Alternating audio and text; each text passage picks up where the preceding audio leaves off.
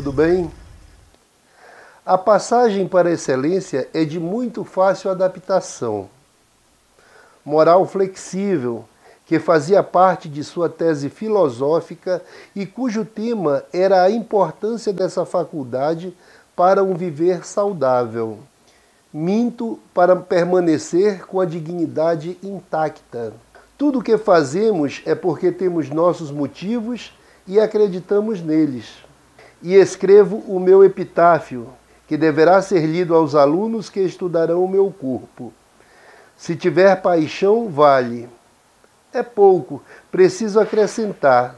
Sim, e assim sacralize a vida. Em universidades onde impera o formalismo mecânico, o pedantismo e o academicismo. Não há memória da ausência do compartilhamento do ninho. E o que é belo pode não ser perfeito?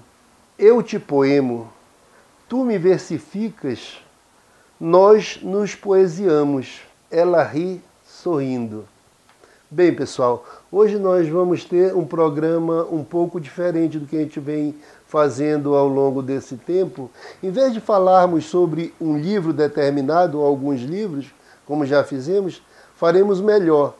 Falaremos com o autor das belas frases que eu acabei de ler para vocês, que é o autor do livro Dueto de Cores Nuas, e com o subtítulo Existência em Prosa Poética. O Dr. Cláudio Bacellart.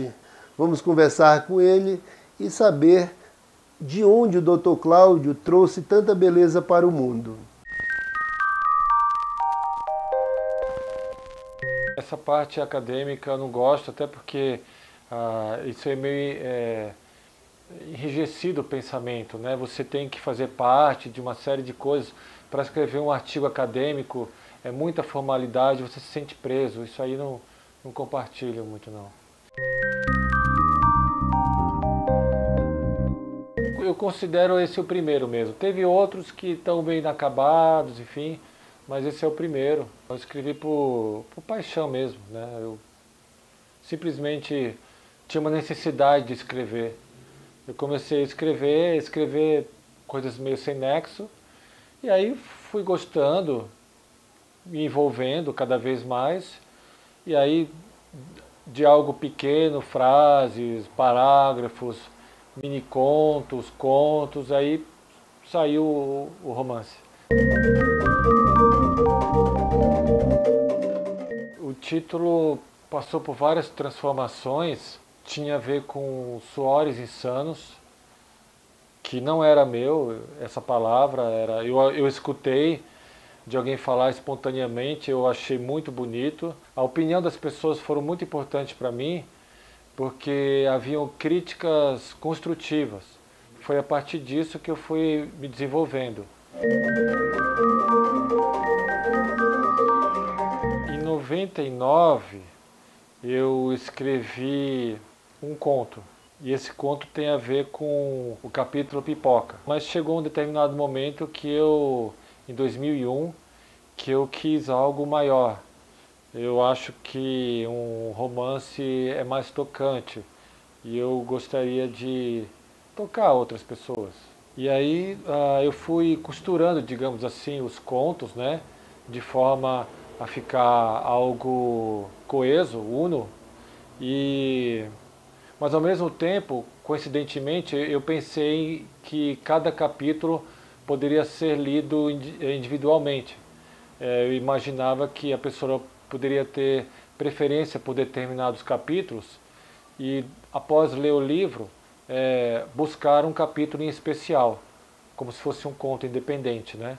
Então eu fui construindo essas duas coisas, um romance uno, mas que fosse feito de vários capítulos, entre aspas, independentes. Sempre foi difícil para mim colocar o que eu sentia no papel.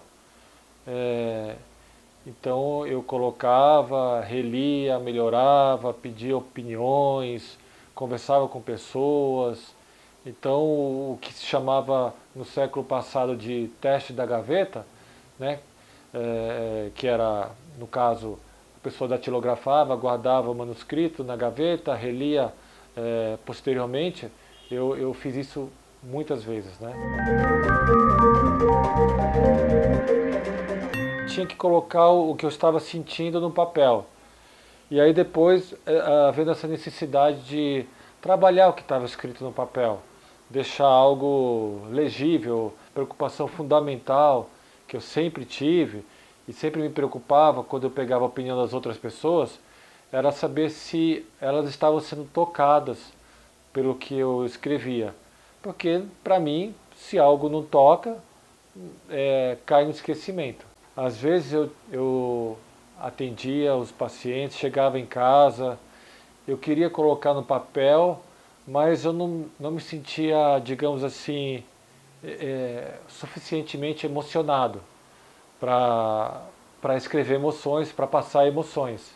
Eu colocava um filme que eu gosto muito, que é Além da Linha Vermelha, e pegava uma cena muito tocante, que tem uma música maravilhosa, via aquilo me emocionava e me facilitava de eu escrever. Por exemplo, claro que não foi sempre assim, mas por vezes facilitava muito eu já estar emocionado. Eu brinco dizendo que eu vou fazer uma biologia, que é um segundo livro complementando esse, trazendo a adolescência de Pétala e Branco e eles mais idosos. Quando eu era adolescente, estava chateado com minha mãe, eu cheguei a cogitar de sair de casa e ir morar com a minha namorada como caseiro, trabalhando como caseiro. Eu não tinha dinheiro para pagar aluguel, então seria uma forma. Pode ser uma biografia no sentido de várias coisas que eu penso, que eu sinto, que eu vivenciei, pessoas que eu vi, questões existenciais, questionamentos existenciais que mexiam comigo e ainda mexem. Seria uma forma autobiográfica, ou tem a ver com a minha história de vida, digamos assim, né? O meu pai, ele nasceu na roça e ele falou que de vez em quando eles e os irmãos brincavam com a mula. Mas sem violência, só consensual.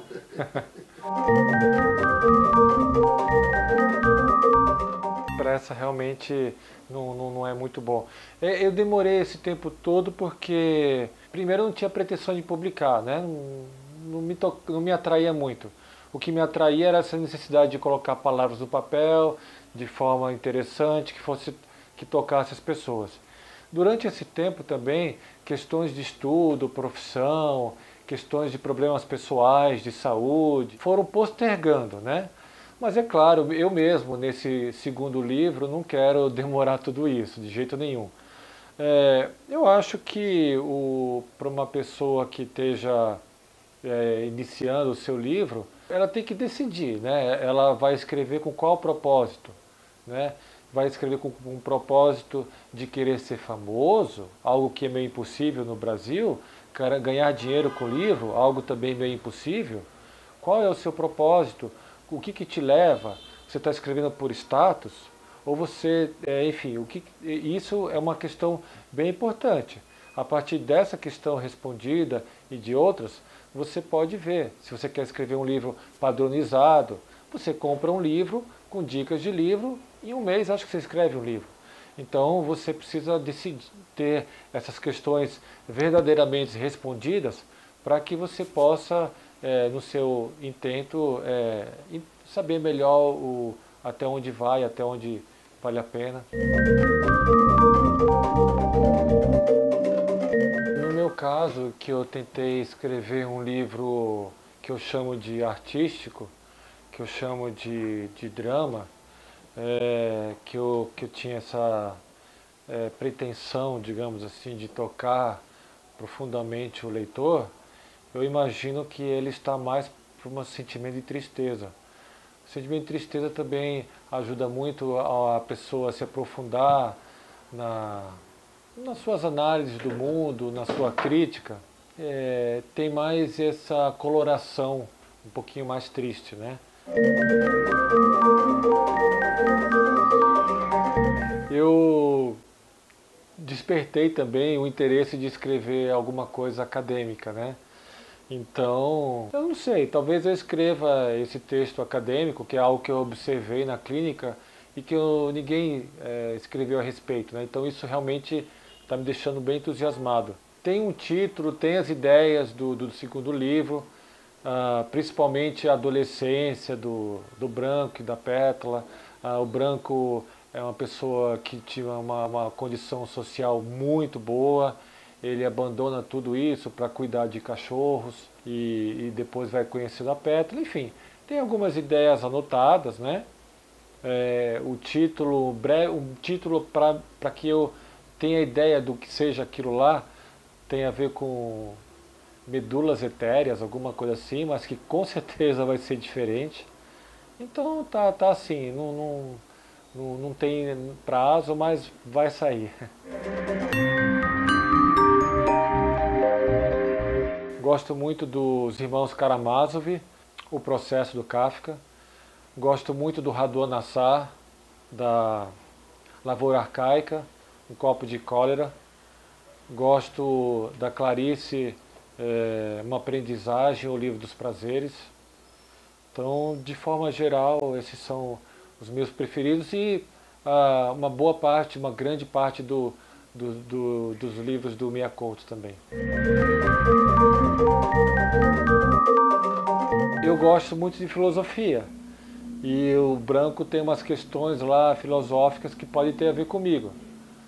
Mas eu acho que eu peguei um homem mais másculo, imaginei o Clive Owen, que é um ator bem másculo, tem uma voz forte, para dar cara para esse personagem, né? Inclusive, enquanto eu escrevia, eu às vezes tentava fazer um exercício dramatúrgico de incorporar o personagem para que a fala saísse, porque senão vai ficar uma fala do Bachelard para Pétala e para o Branco e até com algum outro personagem muito semelhante, né? A Pétala, eu pensei muito na Cate Blanchett, atriz que eu gosto, em alguns papéis femininos que ela fez, e de uma pessoa que conheci que era bem solta, bem livre, bem tranquila, e eu fui observando em outras pessoas, e aí eu quis fazer um certo apanhado, né? Então, para mim não foi tão difícil criar esses personagens. A dificuldade mesmo foi colocar no papel. São poucas pessoas que foram tocadas pelo livro, e você é uma delas. Isso tem um significado muito importante para mim, e também você que também escreveu. Então você sabe a dificuldade para nós escrevermos, como é difícil, e a gente precisa de uma certa coragem também, porque é uma exposição e todo mundo vai vir criticar a gente, né? Então eu agradeço a você a oportunidade e parabenizo pelo seu livro.